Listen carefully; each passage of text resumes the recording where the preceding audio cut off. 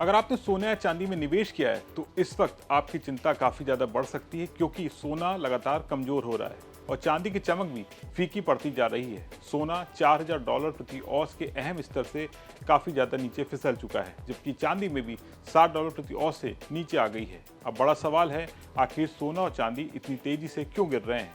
क्या ये गिरावट अभी और जारी रहने वाली है या फिर यही सही मौका है खरीदारी करने का? एक्सपर्ट का क्या कहना है और एक्सपर्ट क्या इशारा कर रहे हैं? आज सोना चांदी के शो में हम आपको इन्हीं सब सवालों के बारे में विस्तार से बताने जा रहे हैं। नमस्कार, मैं सौरभ दीक्षित और आप देख रहे हैं बिस्तक। सबसे पहले सोने चांदी की आज की कीमतों पर एक नजर डाल लेते हैं। एमसीएक्स पर 25 जून को 5 अगस्त 2026 की डिलीवरी वाला सोना हल्की तेजी के साथ 1,43,200 रुपये प्रति 10 ग्राम पर बंद हुआ था। वहीं 3 जुलाई 2026 की डिलीवरी वाली चांदी 1268 रुपये की तेजी के साथ 2,20,940 रुपये प्रति किलो पर बंद हुई थी। अब सबसे पहले जानिए गिरावट की वजह। कम्युनिटी मार्केट के जानकारों की माने तो फिलहाल सोने और चांदी पर सबसे बड़ा दबाव मजबूत अमेरिकी डॉलर और अमेरिकी फेडरल रिजर्व की सख्त नीति का है। जब डॉलर मजबूत होता है तो सोना और चांदी जैसी कीमती धातुएं महंगी होने लगती हैं। ऐसे में निवेशक इनसे दूरी बनाने लगते हैं। दूसरी तरफ अगर अमेरिका में ब्याज दरें बढ़ने की उम्मीद होती है तो लोग सोने के बजाय बैंक, बॉन्ड और दूसरी ब्याज देने वाली जगहों पर पैसा लगाना ज़्यादा पसंद करते हैं। यही वजह है कि पिछले कुछ दिनों से सोने और चांदी में लगातार बिकवाली देखने को मिल रही है।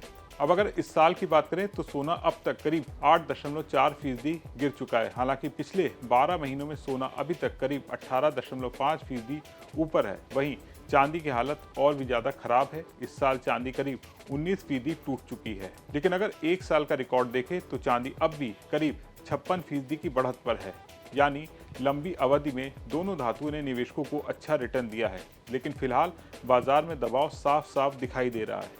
इधर तकनीकी संकेत भी चिंता बढ़ा रहे हैं। विशेषज्ञों का कहना है कि सोने का $4000 के नीचे जाना एक बड़ा तकनीकी संकेत माना जा रहा है। जनवरी महीने में सोने ने रिकॉर्ड हाई बनाया था, लेकिन वहां से अब तक कीमतों में करीब 26% की गिरावट आ चुकी है। ऐसे में कई बड़े निवेशक अपना पैसा निकाल रहे हैं, जिससे बाजार पर और दबाव बढ़ता जा रहा है। लेकिन राहत की खबर भी है। अब बात करते हैं अच्छी खबर की। एक्सपर्ट का कहना है कि कुछ ऐसे कारण हैं जो आने वाले वक्त में सोने को फिर से सहारा दे सकते हैं। सबसे पहला कारण है कच्चे तेल की कीमतों में गिरावट। कच्चे तेल की कीमतों में काफ़ी गिरावट आई है। जब तेल सस्ता होता है तो महंगाई कम होने लगती है। अगर महंगाई कम रहती है तो अमेरिकी फेडरल रिजर्व पर बार बार ब्याज दर बढ़ाने का दबाव भी कम हो सकता है। यानी आने वाले महीनों में सोने पर ब्याज दरों पर दबाव थोड़ा कम हो सकता है। इसके अलावा अमेरिका के सरकारी बॉन्ड की लंबी अवधि वाली यील्ड भी नीचे आ रही है। ये भी सोने के लिए एक पॉजिटिव संकेत माना जाता है। दुनिया में सोने और चांदी का सबसे बड़ा बाजार चीन भी है, लेकिन हाल में भारी उठापटक के बाद चीन के बड़े बैंकों ने खुदरा निवेशकों के लिए कीमती धातुओं में ट्रेडिंग पर सख्ती लगाना शुरू कर दिया है। इसके साथ ही नई ट्रेडिंग अकाउंट खोलने पर भी रोक लगाई जा रही है। मार्जिन की शर्तें भी काफ़ी ज़्यादा सख्त कर दी गई। इसका मकसद है ज़रूरत से ज़्यादा सट्टेबाजी को रोकना। तो अब सबसे बड़ा सवाल कि आगे क्या हो गया।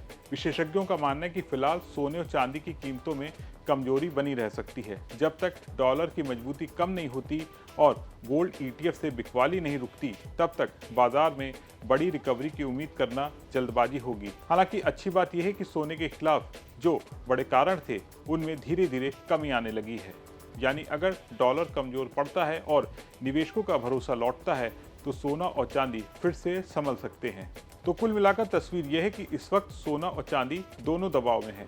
मजबूत डॉलर, ब्याज दरों की चिंता और निवेशकों की बिकवाली ने इनकी कीमतों को नीचे ला दिया है। लेकिन दूसरी तरफ महंगाई में कमी, कच्चे तेल के सस्ते होने से और ब्याज दरों पर घटते दबाव जैसी बातें भविष्य में इन धातुओं के लिए बहुत राहत लेकर आ सकती हैं।